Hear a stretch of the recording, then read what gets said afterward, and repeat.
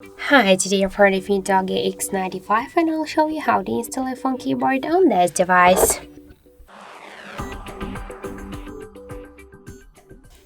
So let's first open the Play Store application, and now we should get the Green Apple Keyboard application. So enter the Green Apple Keyboard on the search poll.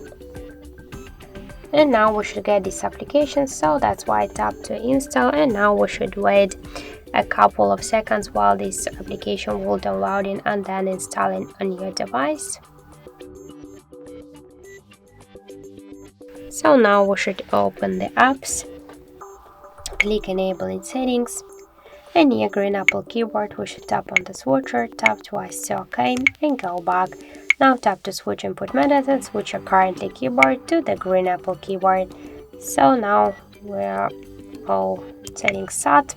So let's use the search,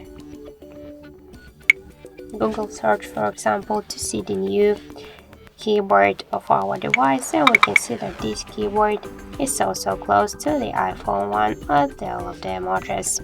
So that's it. Thank you for watching, and if you find this video helpful, don't forget to leave a like, comment and to subscribe our channel.